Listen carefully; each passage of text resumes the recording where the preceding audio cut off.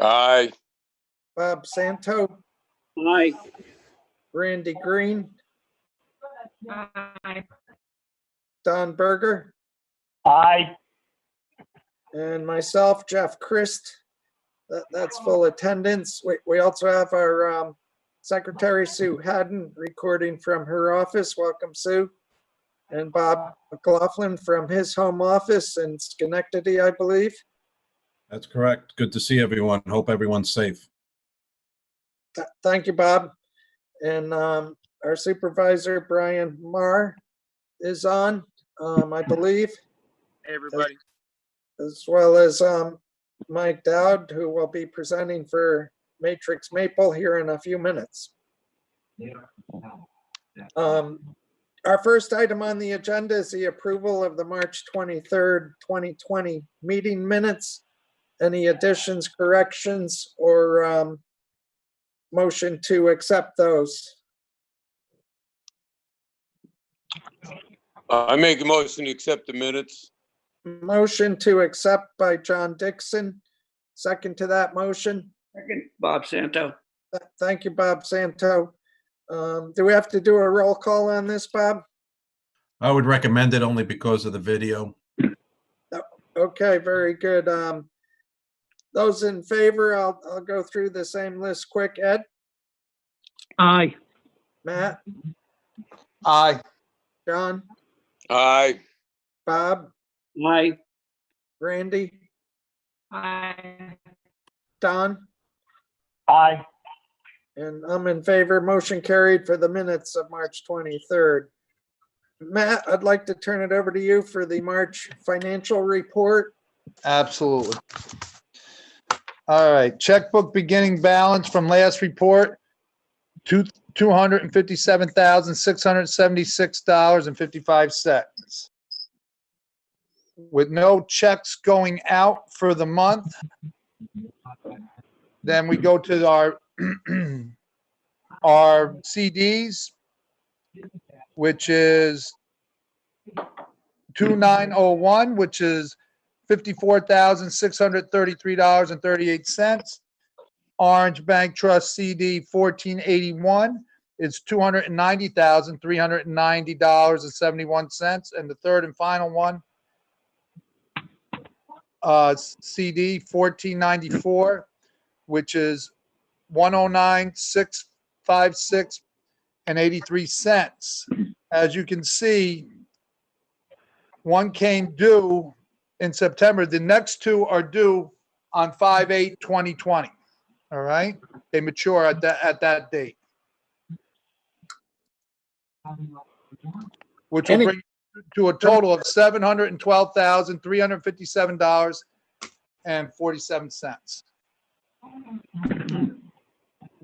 Questions on the March financial report? I just want this is Don Berger. Thanks, Matt, for updating the CDs for me on that. I appreciate that. And I was just curious, the Amazon application, when is that due? Bob? The money's for Amazon, when is that due? That'll be collected when we close, which we haven't done so yet.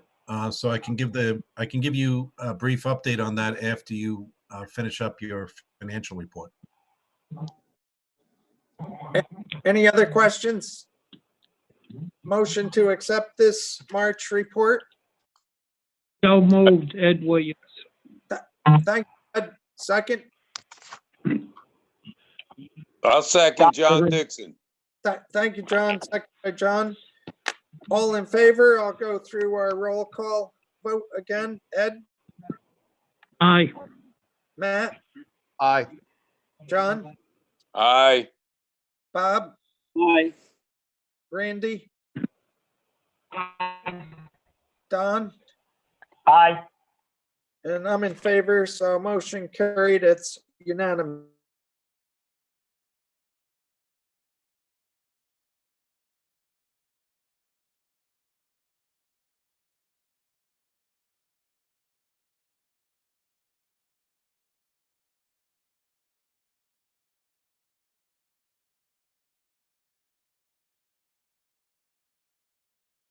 From Matrix Development. I'm representing the Maple Solar project and the pilot application that we made to the IDA several months ago. On the phone, we also have Scott Sabah, who's the managing member of Matrix Development, and we have our consultant and dear friend Sandy Mathis.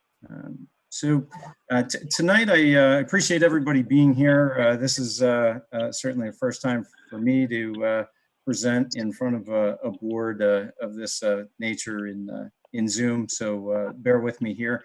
But nevertheless, I did send out an email earlier today. We're trying to put our ultimately we put in an application at $1.2 million worth of tax revenue to the IDA, and we're trying to maximize the community benefit here. You know, putting our heads together, we're trying to figure out how we can use this money to best benefit the town, the residents of the town, and the other taxing jurisdictions. Given the current crisis, the state of the crisis today, there are many jurisdictions that are looking for funding for a number of activities. And we thought it might be a good idea to modify our application and present it in a way that could get you some upfront funding for business activities and other activities within town or school district that could have maximize that community benefit to the residents.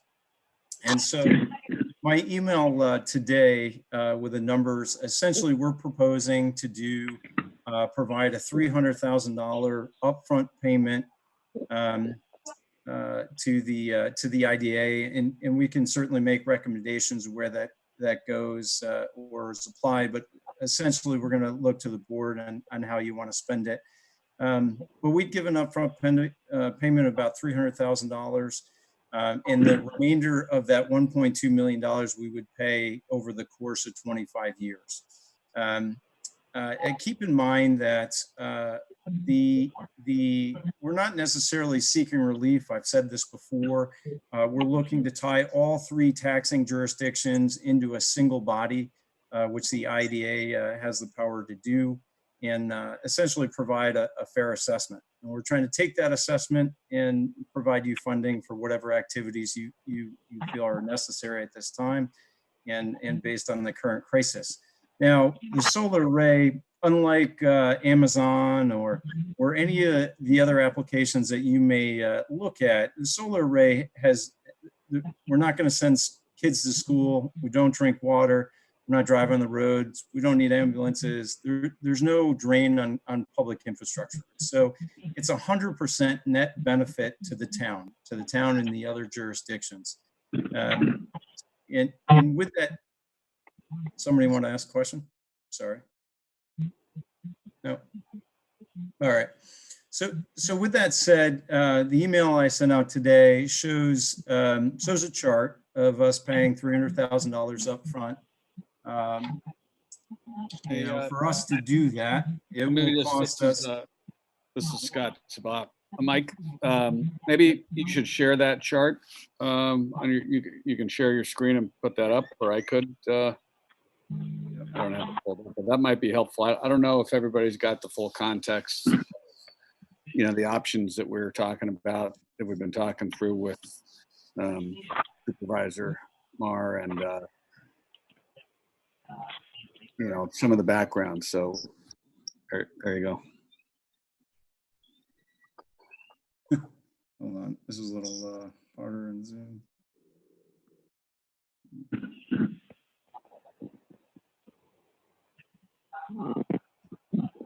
There you go. Let me ask, did everybody on this call receive the email today? Have you seen the overall email with the charts in here, the different options we're presenting? This is John Berger. I did not receive this email. Yeah, John Dixon, I don't believe I got it either. Okay. No, All right. I didn't need. All right. So why can everybody see the side-by-side comparison I have on my screen? Is that visible to the board? I got it. Yeah, I can see it. Okay, great. Great. So why the email is pretty simple. I'll just, essentially focuses on the side-by-side comparison. Why don't I just bring you through this real quickly. So when we provided our initial application, we provided an application that would yield a total benefit to the community of $1.2 million. And that's over 25 years. And as you can see at the top of this chart here, there are two columns. There's IDA financing and owner financing. Each one of those columns, it starts with $1.2 million. And so that $1.2 million is derived from, that's the pilot that we hope to reach with the IDA. That includes land taxes and special district taxes. So that is all rolled up into the $1.2 million over 25 years with a 2% escalator. So that's where that $1.2 million comes from. The second cell farther down there, I talk about the interest rate. So based on this concept of providing the IDA with $300,000 up front, we have two choices. At least, at our disposal right now, our financing roughly comes in about 8%. So if we borrow $300,000 to provide an upfront payment to the town, to the IDA, we're essentially incurring 8% interest over the next 25 years. And that's the next cell down. It talks about term. It's the term of the loan. It's 25 years. The upfront payment is $300,000. That's pretty self-explanatory. And then the cell below that in red, you have interest expense and upfront payment. So we did a calculation today. If we were to finance this ourselves over the next 25 years, it would cost us $402,000 over that 25-year period. And so unfortunately, that kind of takes away from the $1.2 million that we're trying to provide the community as a community benefit in the form of taxes and pilots. And so that's a difference. Let me back up here. So the other option that we're proposing tonight is to work with the IDA to utilize the financing capacity of the IDA through your bonding mechanism. And we're just for analysis only. We don't know your actual rate, but generally it's around the 2% range. We did the same analysis, $300,000 up front at 2.3%, and that would save over the next 25 years. That would save roughly $304,000 in interest that we could give the community, give back to the community. And certainly that's up for discussion, but that is an option that we'd be interested in talking about if that's something you'd want to do. Scott, let me just chime in for a second. So this represents just the taxes that both real property, the pilot, and special district. We know that special district is really outside of your guys' purview. But we're just illustrating what the total tax bill is. There are also benefits in the savings that are part of the application, the savings on the solar credits at a discount to the utility rate that we have in the original application. So in just speaking to Brian and going through this over the last couple of weeks, he suggested, hey, maybe we could use some upfront money. What would that look like? What if it was 200,000, 300,000? So that's kind of how we came into this whole side-by-side comparison. I don't know if everybody knows that background, but that's really the idea. So we're happy with the original application, but maybe this is helpful to advance the money. And I guess we took the liberty of proposing the Sandy, who is working with us, has been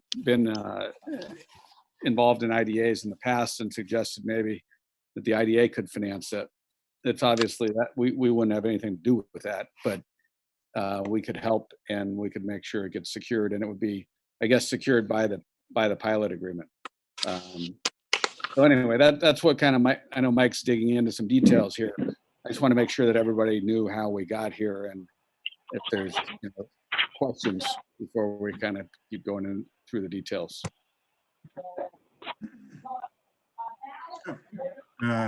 That's helpful, Scott. Thanks for giving the background there. So let me just quickly go through the rest of this chart so you understand where the numbers come from.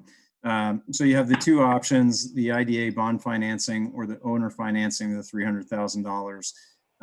We left off at the interest expense, which is outlined in red there. If you were to do a bond, it would be roughly $97,000 in interest versus the $402,000 worth of interest if we finance it directly. And then the, as you can see, the special districts are going to be the same in either option. In our case, it's essentially the special districts represent the fire department. So over the next 25 years, they're going to get $356,000 in tax revenue from the solar array. And then there's the balance of the pilot solar payments. So how we came up with a balance of solar pilot payments is that we took the $1.2 million, subtracted the $300,000 upfront cost. We subtracted the interest for borrowing that payment, and we subtracted the special districts, and that's how we came up with the remaining pilot payments. So the difference between the balance of pilot payments is really just the interest savings. So in the IDA bond financing option, the balance of pilot payments are $453,000, and in the owner finance model, the balance of pilot payments are $148,000 over the 25 years. So as you can see, that it's the same amount of tax revenue that the town would, the community would benefit from. The exception is one option pays less interest. The town will take, under the bond option, the town will have $304,000 more tax revenue to benefit the community. And so that's essentially what this model is showing. And we'd like to hear feedback from the board on whether this is an option you like to move forward with, and whether you have the appetite to work with us on doing an IDA bond to maximize the community benefit to the town of Montgomery. Mike, a quick question concerning the upfront payment and what's the thought process that goes with that? It's related to the COVID-19 issues. Sure. That was suggested to us by the town, basically, as something that we could do that would be of use. That's not our initial application, so this is something that really came about in our discussions with the town. So we're flexible on that. That was just something that was proposed. Yes, and are you on, Brian? I think it was your suggestion. Yeah, happy to chime in and talk about the genesis of this whole idea. So we just received the information you're seeing in front of you. So this is the first time Jeff and I are kind of seeing the interest and the role it would play and taken away from the bottom line of the total amount over the 25-year period of time. Also, part of our discussions was trying to figure out a way to put some sort of agreement together that was not 25 years. That's something that I think we've all talked about trying to avoid moving forward. Obviously, solar projects are a different animal and kind of hard to compare with other larger developments coming in because of the way that it's financed and how the revenue share goes. That's kind of an educational opportunity in and of itself. I think looking at the numbers, obviously it makes no sense to have an upfront payment, no matter what the cause is, if you're losing out on $400,000 in change. And I am not aware, nor do I have any advice or guidance in terms of the IDA financing and upfront payment. The thought was, if there was a way to front a portion of the 1.2 million, again, interest not standing as part of the conversation, it could potentially serve to help create a way to help assist local businesses in need. And that was the genesis of the conversation. I'm looking at these options, and I don't necessarily want to represent them as something I'm putting forward, because I do have some problems with them personally. But as a conversation starter, I certainly would be interested in knowing how the board feels about it. But really the idea here was to try to figure out a way to potentially have some upfront money to assist on COVID relief in the community, while also maintaining a benefit to the community. So it's really about creating that balance, which it's up to this board and the whole group to really see if we can achieve. And one other question, just to prepare the board. The 25-year pilot for solar, I think there's some stipulations in the tax code that make that imperative. Could you address that, Mike? Let me just ask you a question on that, Jeff. In reference to the tax code, are you referring to, or what are you referring to actually, Jeff, if you don't mind? Well, I thought I understood some of the guidelines in solar projects. Yeah, I can chime in. This is Scott Sabat. Yeah, that's the Public Service Commission mandates it's essentially a contract with the utility company for 25 years, and it's financed for 25 years. So it's a fixed rate. So everything is kind of based.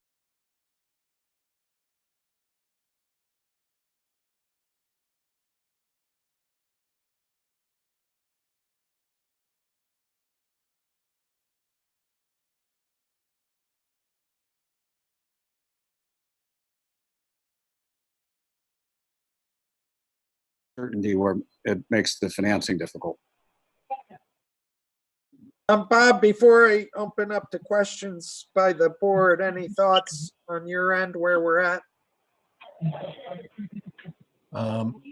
Certainly the proposal for 25 years is not included in your current UTEP. So you would need to notice the taxing jurisdictions regarding that. There are many IDAs in the state that do a maximum of 15 years, even on a solar UTEP. There is one that I'm aware of in the western part of the state that fairly recently agreed to do 25 years. So there is a trend, I guess, in that direction. If there's a handful, one or two that are doing that.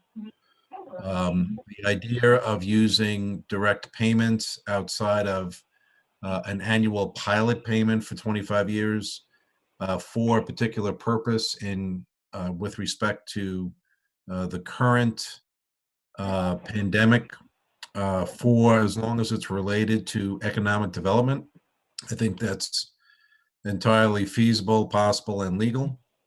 So it's really up to the board for a discussion of what they're providing, and is that something that the board wishes to consider? Because I don't believe this board has ever done a pilot or an application for a solar project. Certainly not during my time of representation. Assuming you go forward, I do not believe under this proposal that you would need the IDA would need to do a new public hearing, which you've done already. I do believe that you would need to notice the taxing jurisdictions, because it is a deviation from your current UTEP policy. Your current UTEP policy states that that deviation notice would be on 30 days where practical. If it's not practical to do a 30-day notice, we should do whatever provides the best notice to the taxing jurisdictions, being mindful that we're in uncharted territory in that no one's at work. You know, there's a question of who's getting mail and how they're getting mail and how they're getting notices. Town hall, I think, is still closed, although at least 2 of you are there, maybe 3 of you there. And I'm not really sure what part of the school district and their business offices are open or not. So those are just some things, Jeff, to consider. Thank you, Bob. Board members, any questions, comments at this point? John Dixon, I have a question. What, is there any way we could get the numbers for what the full tax would be compared to what they want to, do with the pilot?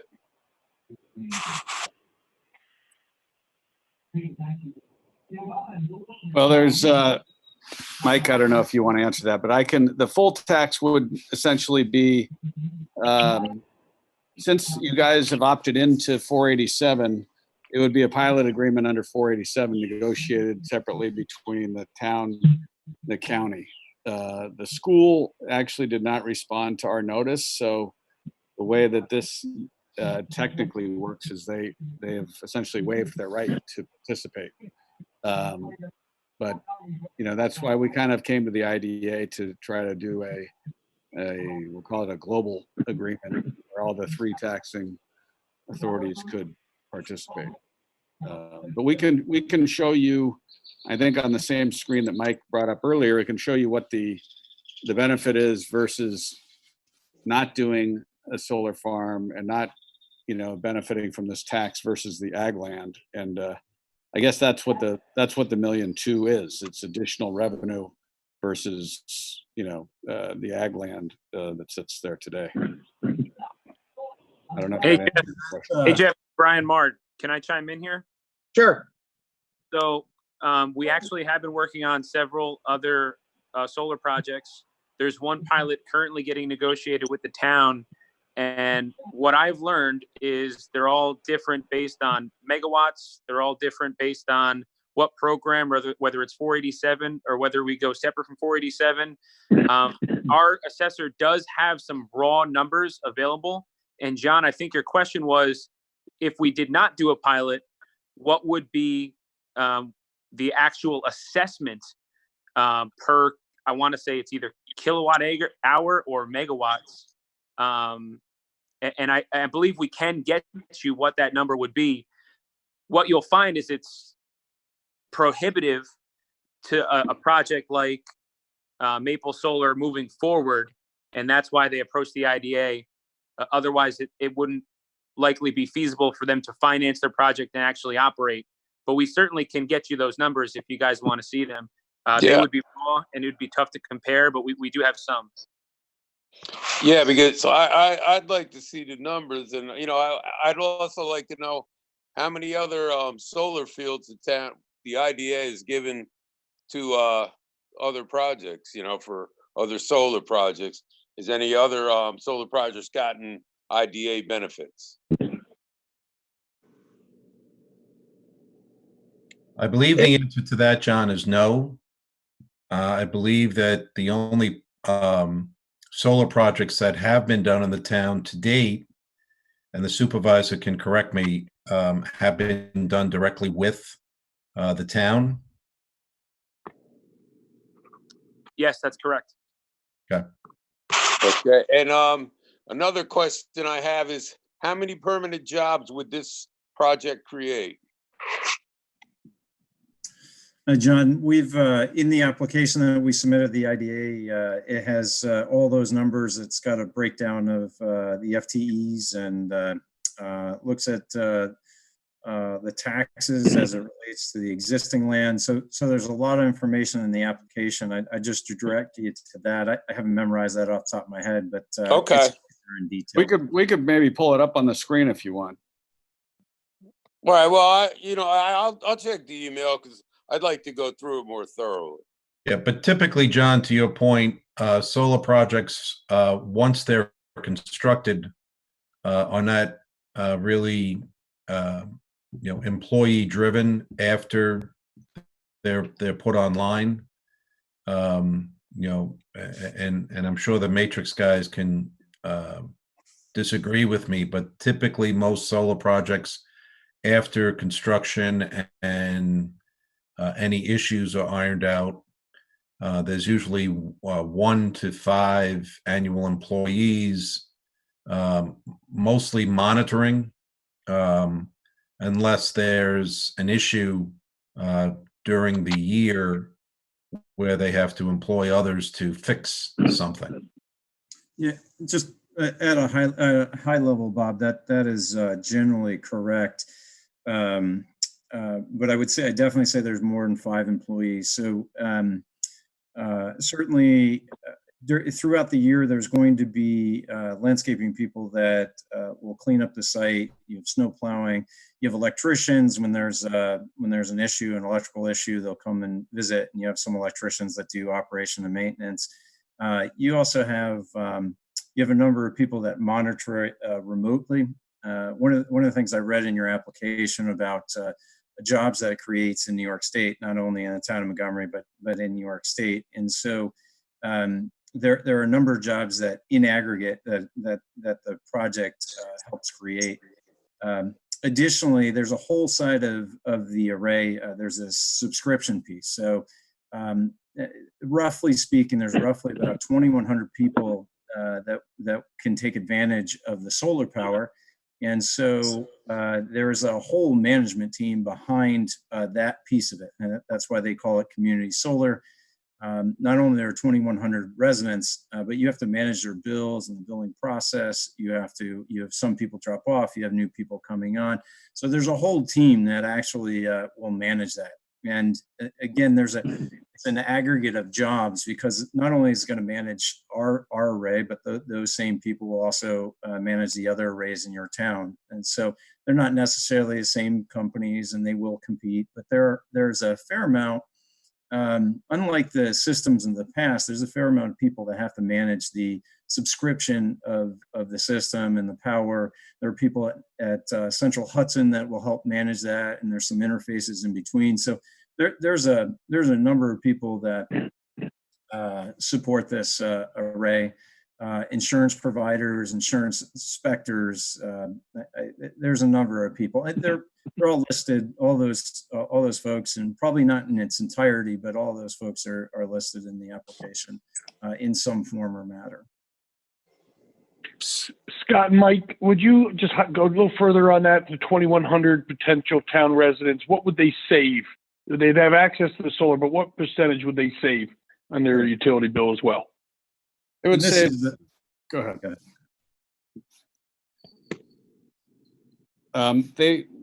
The current kind of market for this is about 10% off of the solar credit rate. So it's essentially 10% off what they're paying now, or you call it roughly about 1 month a year of free electric.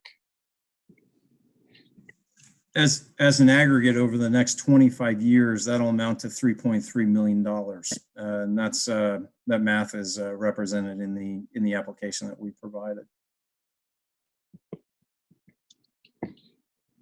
Other questions? Did you have one, Don? You're on mute. Don, you're on mute.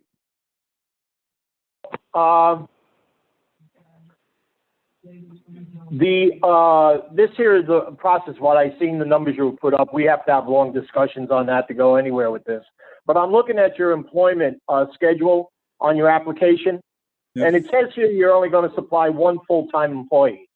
You have a number of employees that would be independent contractors. I think what John was getting at, John, correct me if I'm wrong, I think what he's getting at is how many people or employees will you have at the site? I'm not sure that he's really concerned about, or nor am I, about other people that work within your corporation. I think he's talking about site employees. And yes, I was. Excuse me? I said, yes, I was. Okay. What I'm seeing here on page 17 on your application, it only has 1 full-time employee. So there's a chart. There's several charts, 17 and 18. Right. And there's subcontractors on page 17 and 18. 17, 18, and 19. Sure. Yeah, no question. Most of the work is during construction. And, you know, we would try to use local subcontractors, but the majority of the jobs is during construction. Yeah. Right, and you plan on being up in business in, I believe, September 2020 if everything's approved. Is that right? Maybe. Yes. Okay, all right. The other thing I'd like to talk about is when your taxes and how you're zoned. Right now, as of 2019, you guys are receiving an ag exemption. Is that correct? That's correct. Okay, is that going to continue?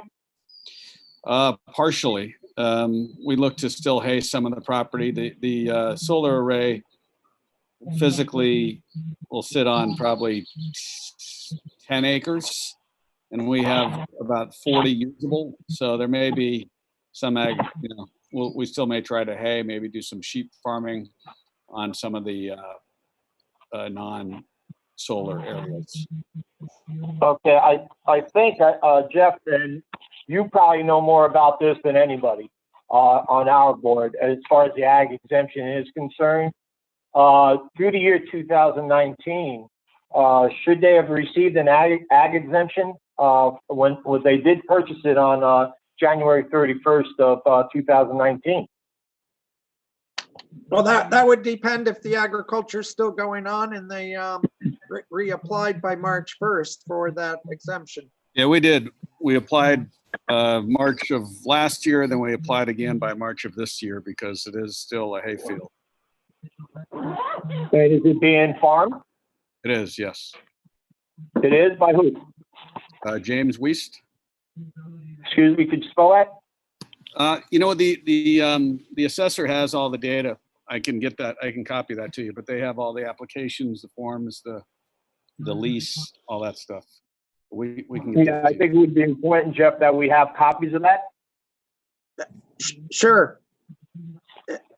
And the change of ownership doesn't trigger a recapture of the ag assessment as long as the continuation of the agriculture goes on and the application, the renewal is kept up to date.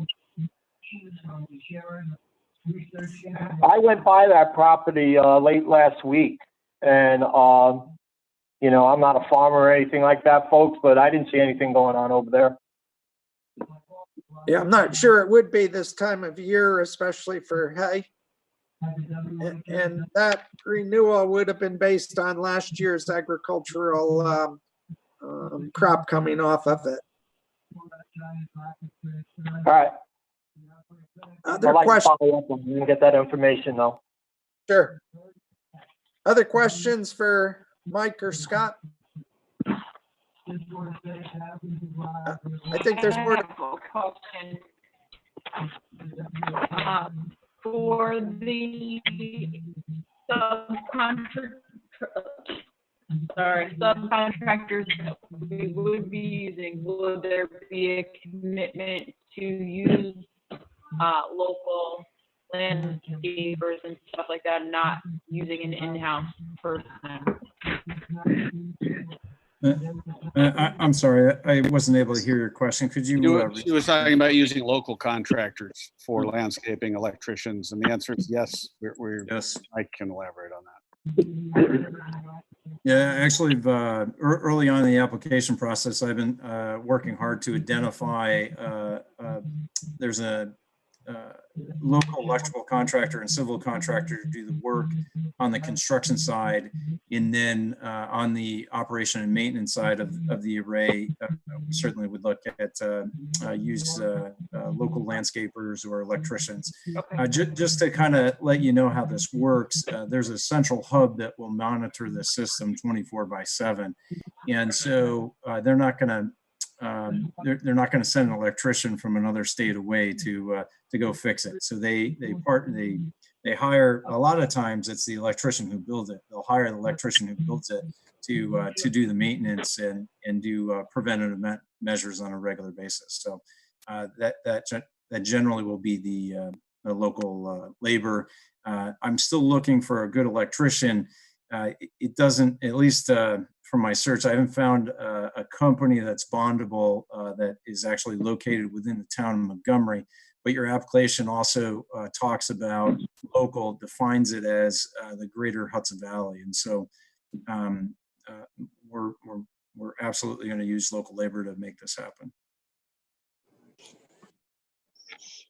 Any other questions at the moment? I think there's more to come. We have some things to research. I know, Mike, you do have a time frame. Any closing thoughts for us? The other thing we didn't mention, in addition to the residents of Montgomery County taking advantage of the solar credits, the town of Montgomery, the town buildings can also take part in those savings. And we're interested, so part of that $3.3 million in savings could be allotted to town savings as well. So there's another aspect of the project. And I just kind of recap here. The value of this program, not only do we provide upfront COVID funding, but you're going to create those local construction jobs, local maintenance jobs, and we're also going to provide needed revenue tax dollars for all the other activities long-term for both the fire department and the municipal buildings as well. So that's what I have for you tonight. Appreciate your questions. You can always reach me. Look forward to, if you have questions about the application, I do want to say that the application isn't really kind of, it doesn't necessarily match the way the solar business is run. It's typically for a brick and mortar building. And we filled in the blanks where we could best apply the way the solar business works. But if you have any questions on that, I'm certainly glad to open up the kimono and show you how we came to our numbers and how things are allotted and how it works and give you an education. So I urge all of you to reach out and ask questions so I can provide you an education on our business. Can you guys hear me? Can I ask a question, please? Sure, Matt. Now, Mike and Scott, you guys do these solar farms in many different locations, correct? Yes, we do. Can you answer me roughly how many you have? So we are currently working, we're kind of a mid-sized company. We've partnered with a company called AES, Distributed Energy. AES Distributed Energy also owns several systems in the town of Montgomery. And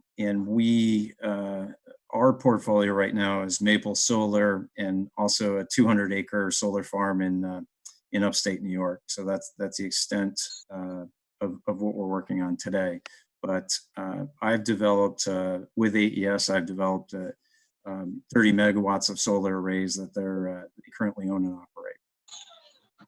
So, and do you have them in multiple states, or is it just here? My experience is in New York State with AES is in New York State. Yes, and you have two in the town. Now, on any of your solar farms in the past, have you requested IDA funding? Or is this I have not. You have not. And can I ask why all of a sudden did this idea come to you guys? So you have to look at the incentives. The incentives are declining every day. The incentives are declining. The incentive that we receive from NYSERDA and the utility revenue is very different than the incentive of the first project that went into the town of Montgomery. Very, very different by orders of magnitude, 40%. And so the need today is not the need that I had when I was developing those projects 3 years ago. So then it's not necessarily all of a sudden. It's really just it's a factor of this declining incentive program that forces this need. And to be honest with you, until you have a project fully permitted, you don't fully know what your incentive is. So you have to go through the planning board process. You have to go through the utility study, and it isn't really till the end of that project you actually know what your incentive is. And then at that point, that's when you negotiate the tax program. So you in most towns and most IDAs won't talk to you until you have a permitted system. So it isn't. It's great to think that you would work this from day one, but until you actually get it permitted and you get the utility study, you can't actually negotiate the project. You can't start talking about taxes. Just unfortunately the system isn't set up that way. So Mike, is it fair to say from here going forward on any solar farms that you plan on building that you will be checking with whatever community you're in for IDA benefits? Actually, we are, and I want to kind of go back to my original statements when I gave the application. Our intent is not to, we're not seeking relief necessarily. We're looking for a fair taxing program that takes all the factors into play and also combines the taxing jurisdictions. So the IDAs offer ability to coalesce both the county, the school, and the town. It's very difficult. It's very difficult to negotiate a pilot with one entity, three entities at the same time. And you don't really know how much money you have until you're done with the negotiating all of them. And you may have to start again because one entity is asking for more money than the other. So I can tell you in the other project, my 200 acre project in upstate New York, we are also seeking the help of an IDA for those exact same reasons. All right, thank you. If that answers your question. Thank you. You're welcome. Mike, you were Do you wrapping. Is there another question? Yes. Do you have the final approval from the planning board? We did receive final this approval project. from the planning board. Yes. Pardon? We did receive the final approval from the planning board. We have a special use permit that has been issued by the planning board, Town of Montgomery. Okay. Thank you. You're welcome. Jeff, if I might, I just want to make a statement. And Mike, it's unfortunate because of what's happening in our times today. But for me, I can tell you that it was very difficult absorbing everything you had to say through this process we're going through now. Very difficult. And I certainly would like to have the opportunity to talk to you, perhaps at another meeting or wherever we make ourselves available. But I do believe that, for me anyway, it's very difficult crunching your numbers here and listening because a lot of this stuff is garbled. So I would like to have that opportunity to talk to you, your group, with Jeff or perhaps any other of the IDA members moving forward. I'd welcome that, Don. That'd be great. Thank you, Mike and Scott. More to continue going ahead. And I might mention, Don, that this last email from Mike, we only got, I believe, at 4:13 today. I was already on my way to town hall. I hadn't seen it until Brian brought it to my attention. So normally we would try to get that out to the board ahead of time. My apologies for the delay. Sorry about that. I know it's an evolving process. Thank you, Mike and Scott. Have a good night. Stay safe. Thank you. Thank you all. Have a good night. Be safe. You too. Our next item is a bit under local business support. This is discussion. I'm going to ask Brian to kind of open it up. It is a kind of a unique opportunity possibly for the Montgomery IDA to provide some immediate help to the town of Montgomery in light of the COVID-19 circumstances. And Bob is aware of these to some degree and feels in this time we also have more flexibility how some of these funds might be used. So, Brian, I would turn it over to you, please. Thank you, Chairman. Really excited to talk about this program and the potential IDA support. So the Town of Montgomery Community Response Team, now dubbed the Tom Strong Community Response Team, was established as a charitable fund of the Community Foundation of Orange and Sullivan. This fund was created to help support our community in response to the COVID-19 pandemic, and working through some of the existing programs and past precedents set, partnering with the Community Foundation and the Orange County IDA, we stumbled upon using the Community Response Team by creating a business relief fund to support our local businesses. So the IDA, according to your mission and your abilities, can donate funds or allocate funds, however way you want to put it, to support a program that will improve the local business economy, specifically help this program. We're looking to mirror the Orange County IDA program as much as possible and make it more specific to the town of Montgomery. The idea is to do micro loans or grants, depending on the willingness the IDA had to either be repaid at some point in time or to just grant the funding to local businesses in need. We would take a look at certain expenses that include paying rent, purchasing supplies, making critical utility and other operational payments. The idea would be to fill the holes in what's not covered or not adequately covered under the PPP program, other SBA loan programs, and funding that's out there for businesses.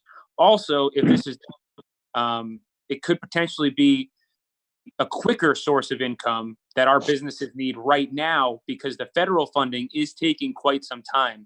So not all of these businesses who are applying are getting the funding. Some of them aren't getting approved, and some of them just don't have the time or the resources to apply for the funding. So the first ask is a pool of money to help establish this relief fund to support hopefully dozens of local businesses within the town of Montgomery. The second program is an allocation of $15,000, and this would create a program partnering with a local accounting firm, Nugent and Hausler.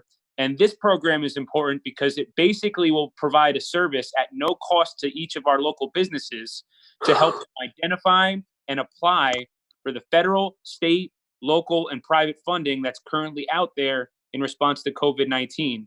And as some of you may know, a lot of these funding programs and these applications are ever changing. Some of the stimulus package money hasn't even been put into a program, and it changes daily or weekly on what's available for our local businesses and our local farmers.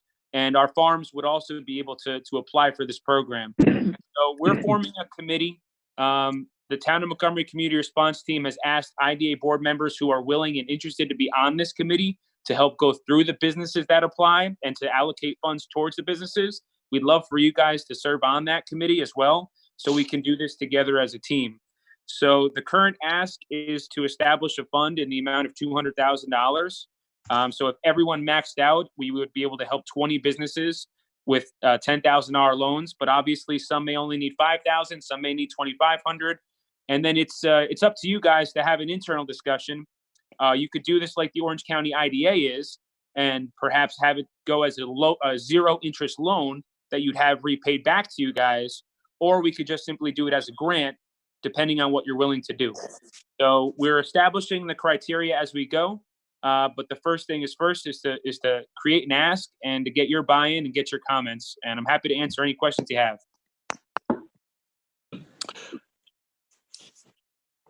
Bob, any thoughts on what's doable in light of the circumstances in each of these requests?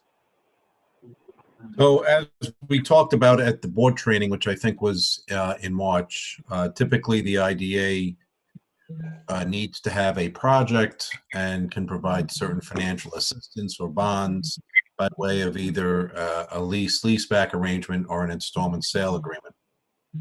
There is a very good argument that as long as the IDA is supporting economic development and retaining jobs, that it can use those funds for those economic development purposes. I think what we've talked about here with the supervisor is that this is a not-for-profit that's been created by the town specifically in response for the unique circumstances that we're in right now, which is the pandemic and the economic fallout that's been caused by that.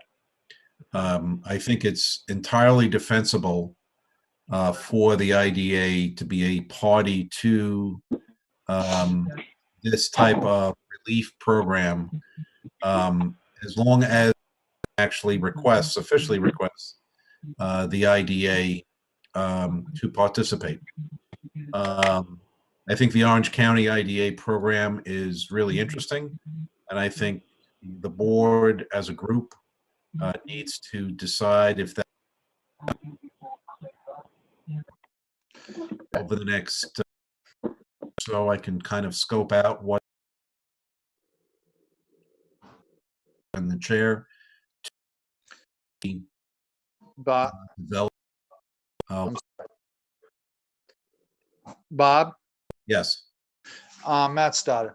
Question for you. How much will Sailfish bring in? A rough number. I shared that with Sue some time ago. I think it's over 300,000. 300,000.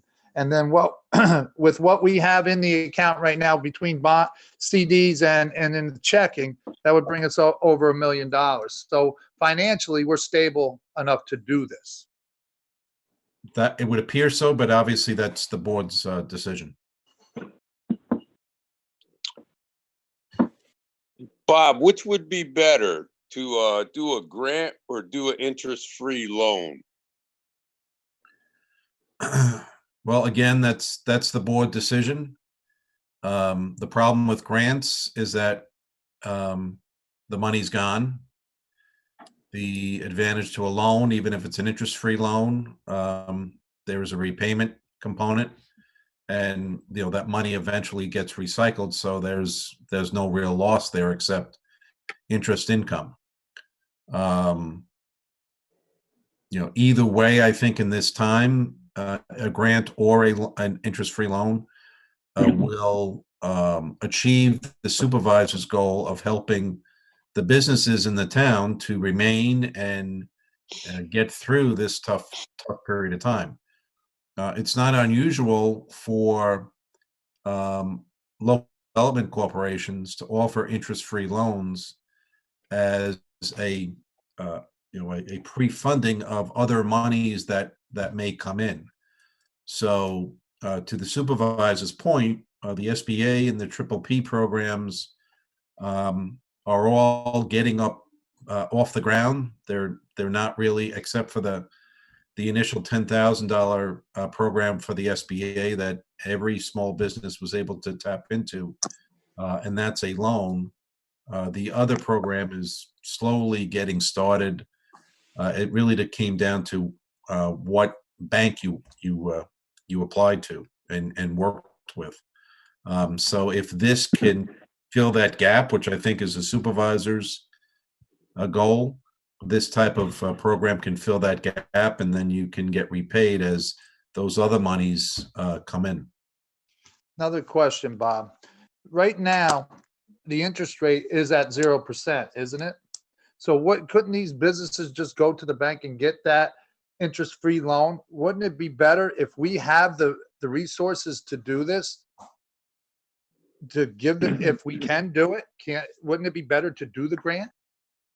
The To help interest rate is not Again, really that's a board 0%. decision, Matt. can- I can't discuss that. That's a Right. board decision. What I will say, and then Randy, I'm sorry I'm stepping on you, the disadvantage of a Zoom meeting. I was on a call this morning with a what's called a special act school district, and they're trying to get an extension and a new loan from their current bank. And what the bank made very clear is that, and I think, Matt, this goes to your point, that there's a huge credit crunch right now, that banks are being inundated with requests for credit. They're not really certain how they're going to get repaid, if they're going to get repaid, and by whom. And although there's supposed to be all this capital out there, it's very difficult to access. Right. This is Bob Santo. I have a suggestion. The first people that we look at is people who have applied for these loans, and because of the delay, the bureaucracy, we put those people first with the promise that as soon as the federal government answers them with their money, they pass back right away. We have money sitting there for emergency. We could use it tomorrow. Randy, we're having trouble hearing you. I don't know if your mic's in a bad spot. Can you hear me now? That's better. Okay. I have quite a bit to say. I don't know if you can hear me or my kids are too loud in the background, but first off, there is not 0% financing, although that is available to some people, even the PPP, if you do not use it for approved funding, you have to pay it back within 10 years at a 2% interest rate, I believe. I want to ask Brian, what is the discounted rate that Nugent and Hauser will be offering? Is that their standard rate, or is that a discounted rate? Good question. So it's a discounted rate. And we'll It's come $100 back to an hour. that, I guess. And then being a small business, I can say I've applied for all of these things. I don't know anybody that has gotten an economic emergency, I'm sorry, an emergency economic injury grant. What is their typical rate?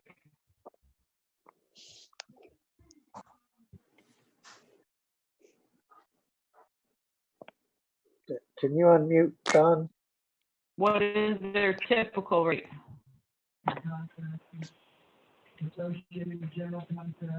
Typical rate for what? I'm sorry. Okay. The economic injury, I don't know anybody that's gotten it. The PPP was a nightmare to apply for. Understanding was that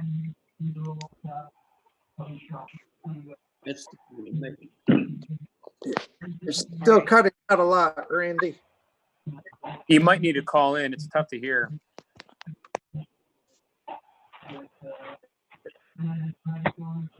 Your Or is this- weak. is Randy. that If you call in, Nugent and Hauser's general rate per hour for service? I can answer that. Nugent Hausler question. go ahead, Brian.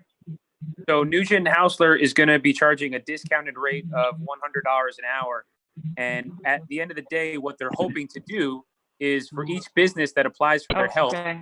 they're looking to schedule it out in advance and make sure that they only spend about 1 hour per business. And so they're going to be pretty flexible in terms of how they're going to do that. But they're looking to really try not to burn us in terms of how much it's going to cost. I don't anticipate using all of the 15,000, not even close to it.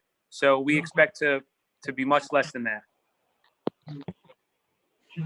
Yeah, my opinion would be that's a very easy decision for us, provided we can do it. And Bob's advising we can, to help people get to some of these other emergency loan processes.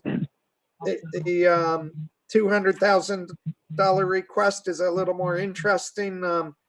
Brian, I'm curious, do you have a thought process, grants versus loans? In some ways, grants are easier, and if they're put in the right place, it might make sense. Yes. So you can do this two ways. If you're uneasy about it, we can take it application by application.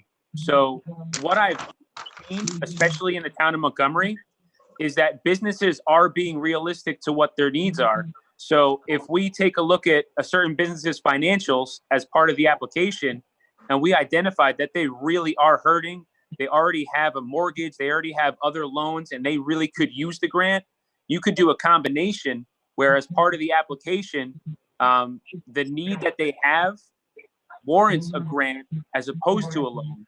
And then, as Bob said, you might find a business that just really needs the cash flow.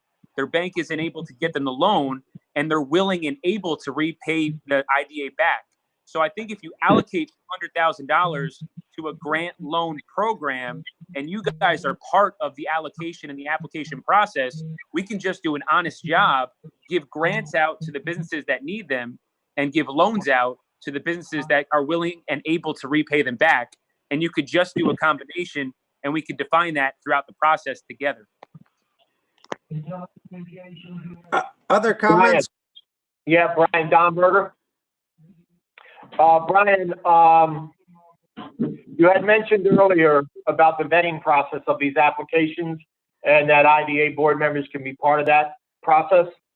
I would like to be part of that process. I'd like to volunteer for that. I think it's an important initiative.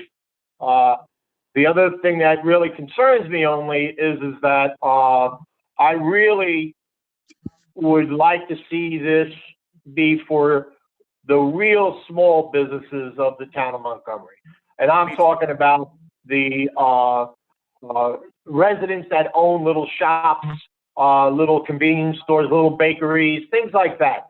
I'm not really interested in businesses, larger scale businesses being a part of this program as far as our involvement in the IDA. That's only my opinion, but I think the ones that really need to help are those real small family businesses. And that's something that I'd like to be involved in. And if you would have me on that, I'd be love to do that. Good. I love it. Hey, Brian and Jeff and everybody there again, and just what Don just said, I think the whole board might want to be on it, but of course I do also. The parameters of these loans / grants is something that we're going to have to figure out down the road. But I really do believe this is a good, we are financially stable. Let's give back to the community. I'm 100% in favor of this, and we have the money, so let's give it back to our people. Thanks, I'm Matt. with you. Randy, were you able to call in? I was. Is this any better? Yes. Okay, so if I could just speak as a small business owner, I do have a couple things to say, if that's okay with everybody.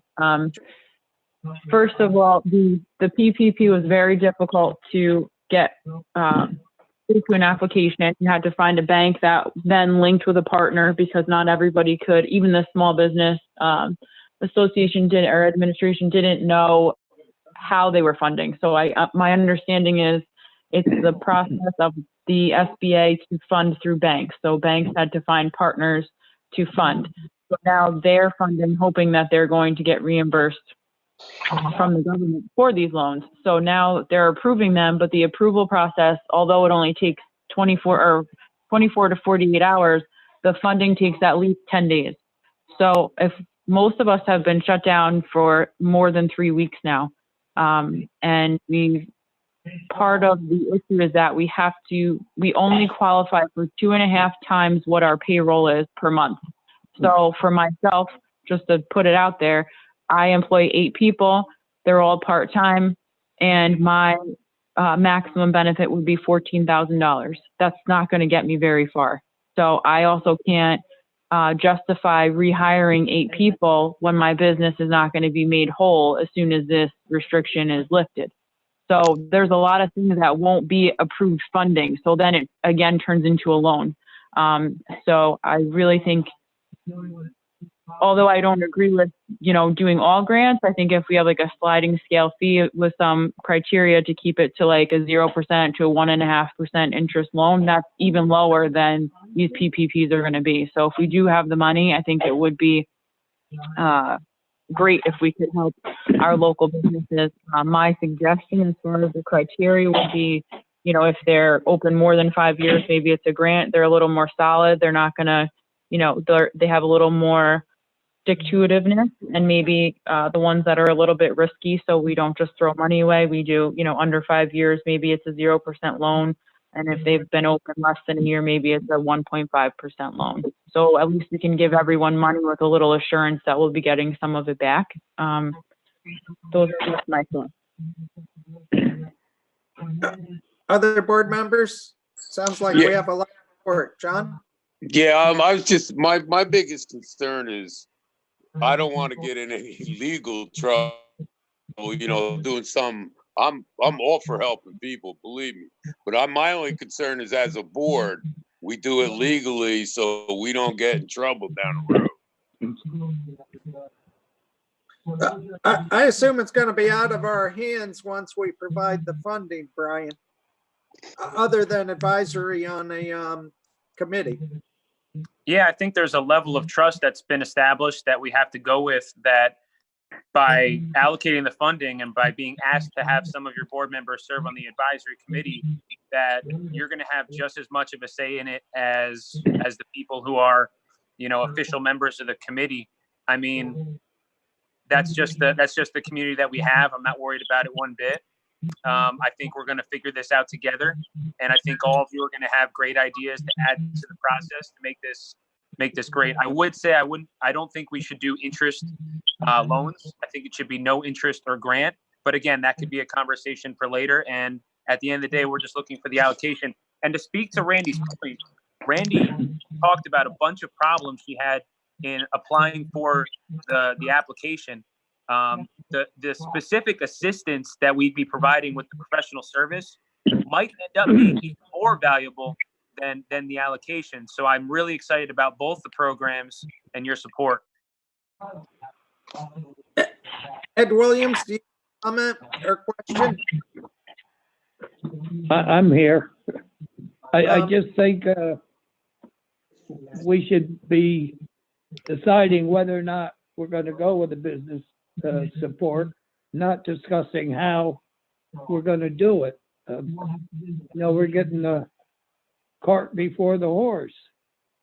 We should decide that, yes, we're going to join the local, or we're going to support the local businesses support, and leave it at that for now. At the next meeting, we can talk about how we're going to do it. Is that a We need a motion, Is that a motion, Ed? That's a motion. and I'll second it. Second by Matt. Other discussion? And I have again, one other thing. oh, Randy. I don't think that this can wait till the next meeting to discuss how we can do it. Is that correct, Brian?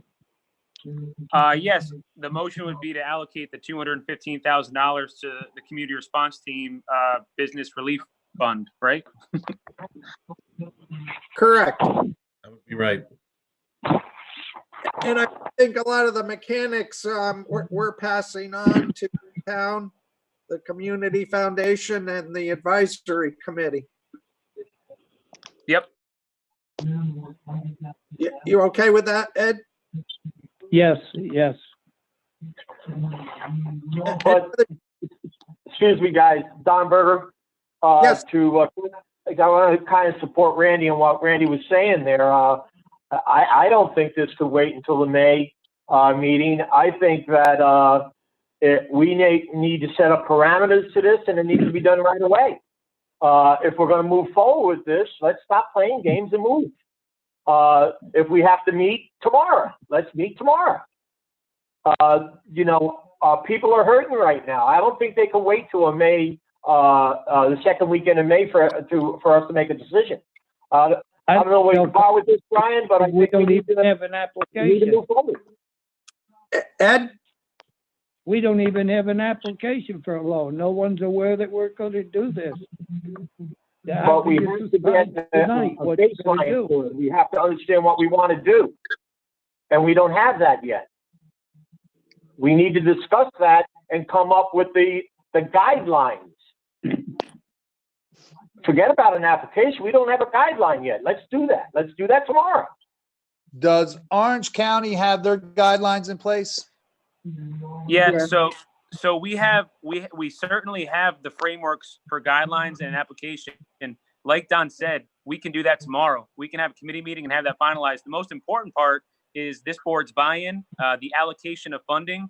Everything else will happen like dominoes, and I have no doubt it'll come together. And I think that's a decision on the table with the motion and the second that we have. Are we okay, Bob? Right. I think my only question is, because I've heard two different things. The Orange County program is really through the IDA.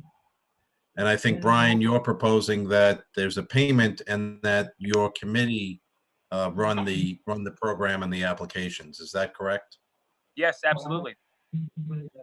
So the IDA's involvement after putting up the funds would only be those board members that would be part of the community committee that would administer the funds. So Don, to your point, I don't think this group necessarily has anything to determine other than will you make $215,000 available for this community fund that's in response to the current pandemic. Very good. Is everybody comfortable with the motion and understanding? If I could, I have one more question. John, Are we gonna go with the grant or an interest-free loans? my understanding is to be at the discretion of the committee, and it would be a combination of, Okay. I don't know, if we would want to split it half and half as a guide, or that's too restrictive, Brian? You can We do don't that, know Jeff. yet. You can do that, Jeff. And if it's not working, we can always come back during the May meeting. But if you wanted to do that in the motion and have 100 be a grant and 100 be a loan payback, we could definitely do that. I'm not worried about that. Now- Grant, okay with that? I'm good with that. One Ed, other I have question. one more question. I'm really sorry.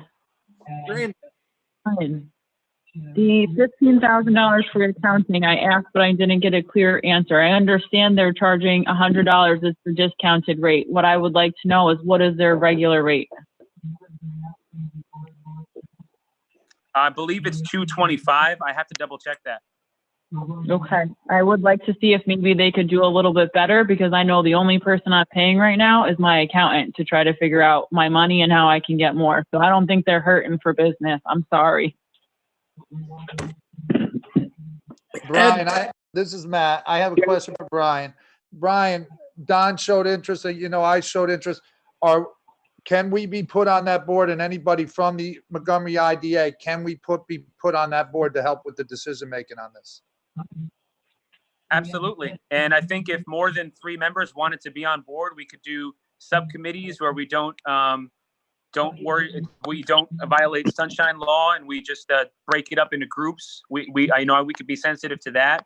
So certainly anyone who wants to have a voice, we can make sure you have a voice in the process. are there other board members who would like to be on the advisory committee? I'm very supportive, but I just don't have the time to do that.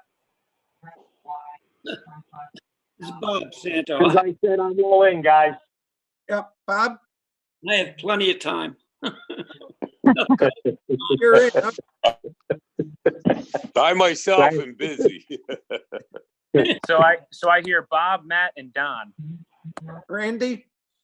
I would love to, but I think with everything I have my hand in, it might be a conflict of interest, and at best poorly frowned upon. So I think I'll stay out and hope that you guys can make some great decisions. I trust that you can. I think 3 members is a nice number. There's considerable interest and engagement. Ed, are you okay with the motion revised to 100,000 loans and 100,000 grant as a guide? Yes. And who made the second to that motion? I forgot. That was me, Matt. Oh, okay, Matt, you okay with that? Absolutely. I'll call for the vote? Is that okay? Jeff, Jeff, before we vote on this, could you please repeat the motion? It basically, Jeff, I'm happy to do that. okay, go Um, Bob. I think the motion on the table is, will the town of Montgomery IDA provide the community, Brian, you'll have to insert the name. You're on mute, Brian. Tom Strong Community Response Team. You know, would the IDA provide the response team with $200,000 in funding to address the current economic development needs and employment retention issues that are currently being incurred by the town of Montgomery businesses, if you want to say small businesses, in connection with the current pandemic crisis. And in addition, will the IDA support the payment of a fund of $15,000 that would be used to help provide an advisory role for the accounting firm that the town and the IDA uses to provide financial advice with respect to applying for various grants and other programs for your small businesses by the accounting firm of Nugent and Hausler. I can never pronounce that last name. Hausler. But I think, Bob, that's the motion. Thank you, Bob. You could caveat that or add on to that the proposal is also that the 200,000 would be limited to $100,000 in grants and $100,000 in an interest-free loan to be administered by the response team. Good. Everybody comfortable with the motion? Yes, can I just ask one question? Now, Bob, if during this, we can move money, it could be more go over to the grant or less go over to the grant, right? That would be subject to the board. If you Okay, that's all I need to know. If you don't want that caveat, then pull it from the motion right now and just say you're providing the $200,000 to the community response team to be administered in their discretion. Let the advisory committee decide how it's going to be. I don't want to be handcuffed when we get in there. Yeah, and you guys will be part of the room. You'll be the ones helping make the decisions with us. So we'll be a team about it. Can we work on Nugent and Hausler's fund, and whatever is not used of that 15,000, roll it back over into the fund to loan the businesses, please? It depends on how the timing works out. I'm okay with that. I assume these processes will be going on for a period of time. Brian, how many people do you presently have on that committee? 5, including you 3. Okay. And Matt, were you suggesting we take off the guidance of the grants versus the loans? If it's all right with the board, I think it handcuffs us. I think that new board that Brian's putting together should have the latitude to decide where the money goes when they see the applications. I understand your point. I thought it would help communicate that we're looking to do some of both, and it might actually be more of a benefit than a hindrance. The board can always take that restriction or adjust those numbers at a later date. And I'm with Don. I'm not hesitant to call a special meeting if we need to of this board. Bob, your thoughts? Again, I defer to the board. It's entirely up to. No, but it's all right that at a later date we can come and adjust it then. Absolutely, you can do absolutely. Then I'm good. Yeah, if we can adjust it, that'll be good. I mean, it is hard to adjust once the committee that you don't control, away from the IDA board. It's hard for the committee if they've already committed funds, it's hard for you to then control the funds that are out the door or committed. Yeah, I assume this would be based on which way the funds are going, where we find the need to be the most, and we would only redirect available funds not spoken for at that time. Yeah, I mean, I think once the committee fulfills its purpose, whether it's 3 months, 6 months, 2 years, I mean, I read a report that there's going to be some part of this continuing for 2 years, which is kind of frightening and scary. But I think once the committee fulfills its purpose, whatever's left over, whatever's been repaid, comes back to the IDA. Makes sense. So I'd like to call the motion, which still has the guidance of 100,000 in grants, 100,000 in loans, as well as 15,000 for the support of businesses looking to get other loans outside of this program. Ed, I'll start with you. Are you in favor? I'm in favor, yes. Matt? Yes. John? Yes. Bob? Randy? Yes. Don? Yes. And I'm in favor, so all in favor, none opposed. That request is granted. Brian, congratulations.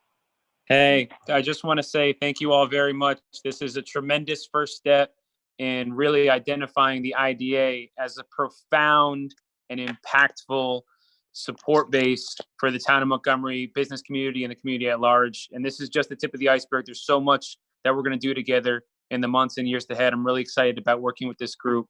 Thank you guys so much. Thank you, Brian. Glad we could finally use some of our assets to the benefit of the community and have such a immediate impact, hopefully. Our next item has to do with the Highway Department request for automatic gates at Berea and Riverfront. I didn't see a summary of the total request. Do you have a handle on that, Brian? About 17,000. Is that the total? Sorry, Maybe can you repeat that, Jeff? I was wondering, do you know the total request for the automatic gates from the Highway Department? Oh, no, Sean has that memorized. I don't have it. I think it's less than 20. I have it. I have it. Okay. So Sean submitted 3 bids for the gates. One for the gate guys out of Rhinebeck, New York. So there's 2 gates. One would be $12,986, and another would be $10,407. 2 other bids was from Precision Fence and Automatic Gates out of Peekskill, New York. That was $15,800 for one and $17,800 for another.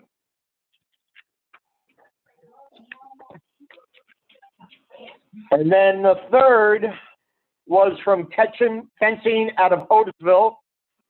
That was for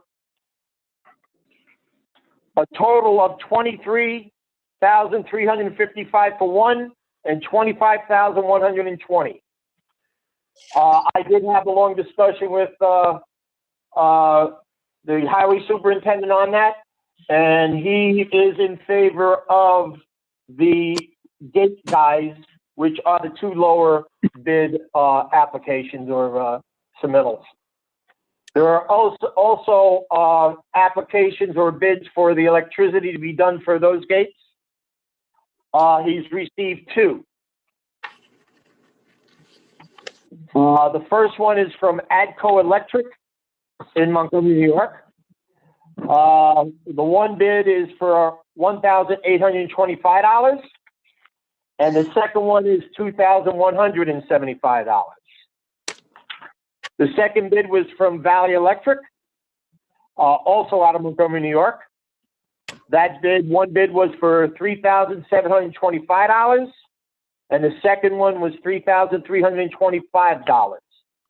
Sean stated to me that he was in favor of the bid, the lesser bid from ADCO Electric. Can you just, now I know why I was confused, but can you just summarize the ones he would like us to do?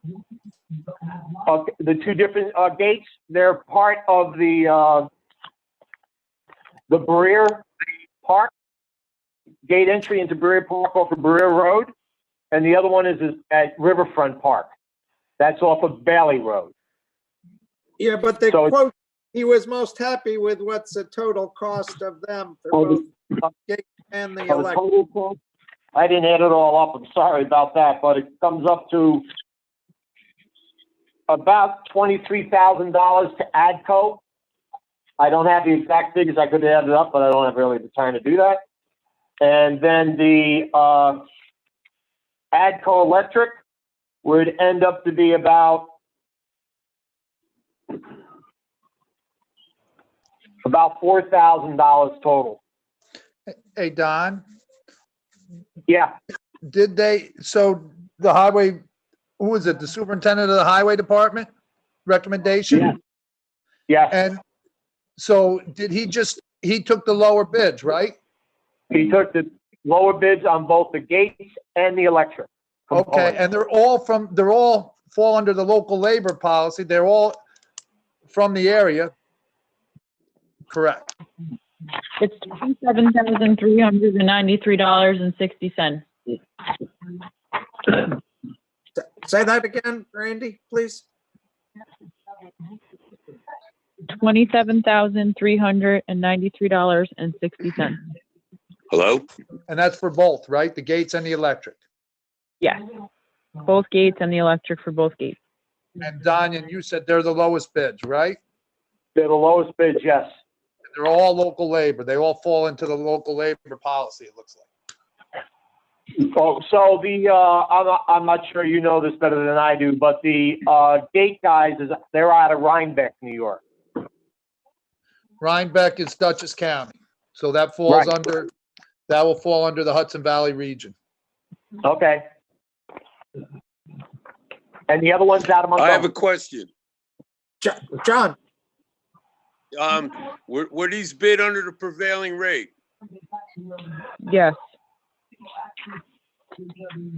Thank you. is this something we can entertain with our funds? Was that a question for me? Yes. Is this something you're comfortable with us entertaining? Not at this time. I would like to understand it a little bit more and see if there's a way that we could perhaps,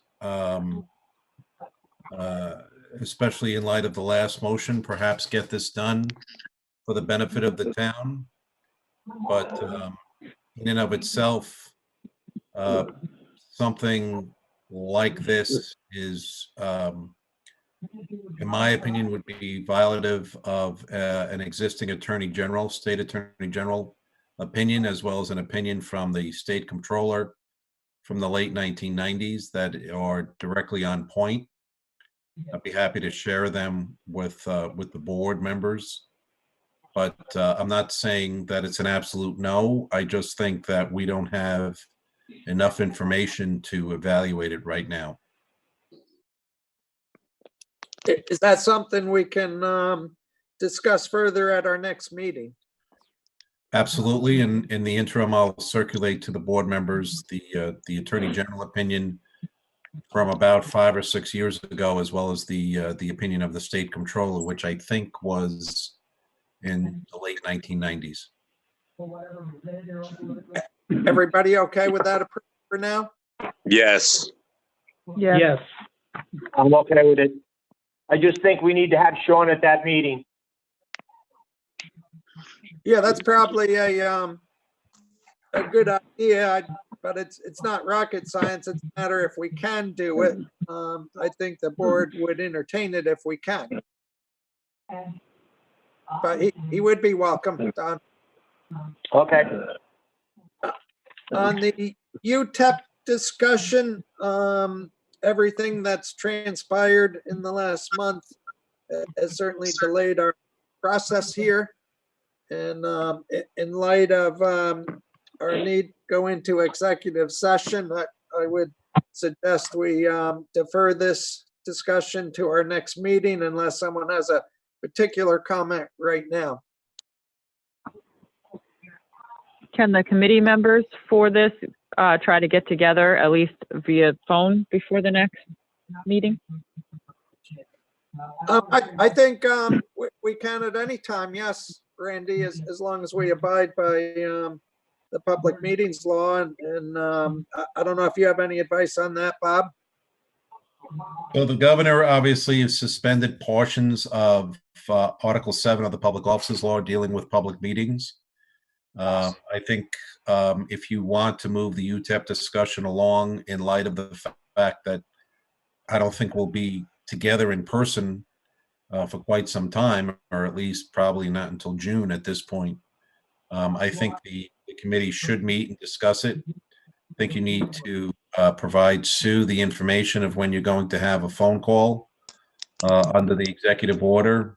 There needs to be recording or transcription of that public, the de facto public meeting that's done by phone call. You just have to have the methodology to get that done, and then I think you're fine.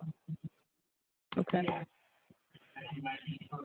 And I think Sue circulated a UTEP from another area, another IDA in the state that Bob offered, which again is similar to what we talked about at the last meeting, where Orange County has different, it's geared towards different types of businesses.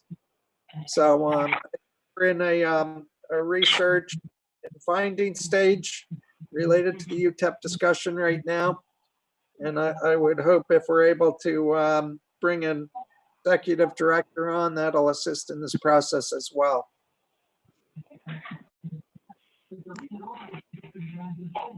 Moving on to our next agenda item, the executive director.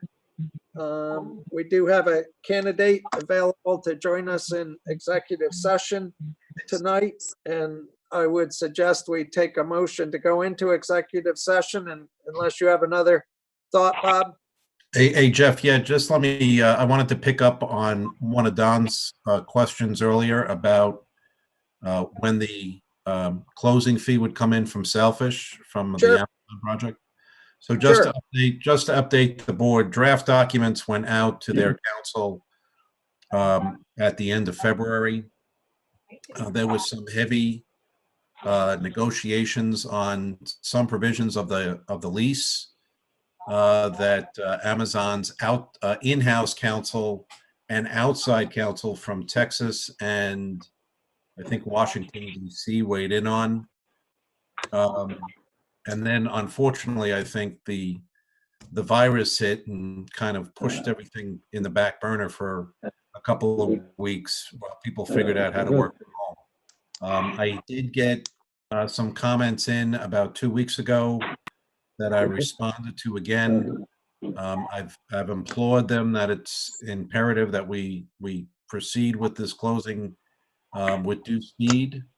I do think that the local council is doing everything they can to move their clients forward. And Don, to your point, I'm hopeful that we can close by the end of the month.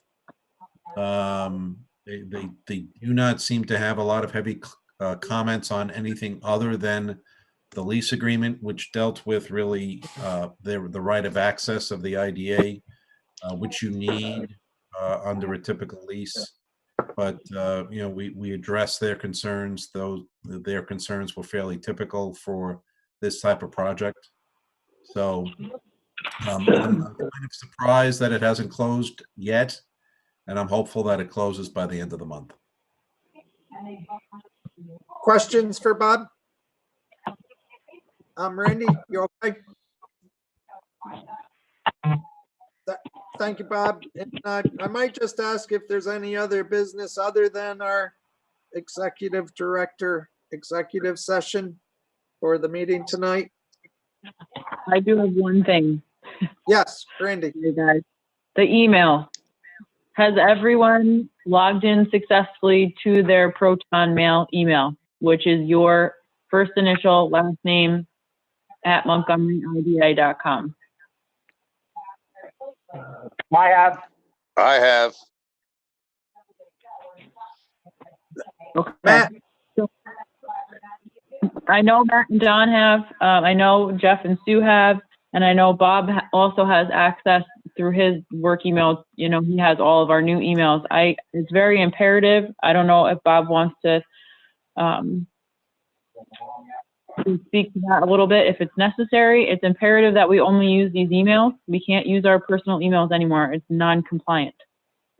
That is absolutely correct and is the best news that I could hear today, that we've solved this issue. Thank you so much. So if you guys have any issues, just reach out to Jeff for my cell phone number and I'll talk you through it. Thank you, Randy. And our next meeting is scheduled for May 12th, 2020. In light of the circumstances, if there become reasons why we need to meet before then, if they're justified, we certainly would consider scheduling a meeting sooner. And to move into executive session, I would need a motion and a second and a roll call vote, I believe. I'll make that motion. Motion by John, second. I'll second. Thank you, Randy. And this would be to interview the executive director as well as have some discussions among the board. Bob, I would ask you to join us in executive session. Okay. And I believe everybody has a conference call number and a passcode to enter into that call. The Zoom and the live stream will remain active, although with no action until we report back to this meeting before we adjourn for the night. Do we have to sign off the Zoom and sign into a call? No, if you could leave your Zoom active and probably you might want to move outside the camera range. Oh, Billy's gonna mute everything, our Zoom director here. And Brian, thank you for your input and have a good night. And Jeff, Just a point, Jeff, a point of order. We got to vote on the motion. Yes. We're gonna do that. I was just thanking Brian for his. Oh, sorry. No problem. Often I need the reminder. So everyone in favor of the motion, I'll go by roll call again. Ed, Yes. Matt, Yes. John, Yes. Bob, Yes. Randy, Yes. Don, Yes. and I'm in favor. And Ed, you have that other number. You'll have to switch over. Is that the 844? Yes. I have that 844 number, yes. Okay. Talk with everybody on the phone in a couple moments. Okay, thank you. Bye. Thank you.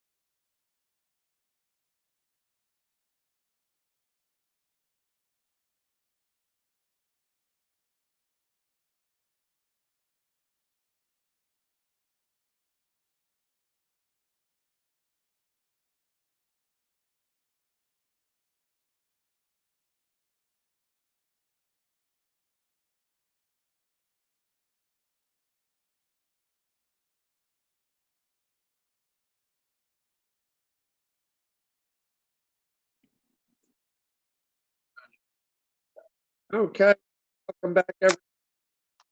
The board has come back out of executive session. And I'd like to report that we interviewed a candidate for executive director, that person being Connor Eckert. And we voted to approve the hiring of Connor for executive director. Salary and benefits to be negotiated by the chair. And that completes the business we had in executive session. I would ask for a motion to adjourn our meeting for tonight. I make that motion. Bob Santo beat you. John second. Those in favor, I'll do a roll call. Ed? You still on, Ed? Matt Stoddard? Aye. John? Aye. Bob Santo? Yes. Randy? Yes. Don? And I'm in favor. Motion carried. We're adjourned. Thank you, everybody, for the meeting tonight. See you Have a all. good night, everybody. Take care. Good night. Everybody stay safe. Yes, healthy. Be good.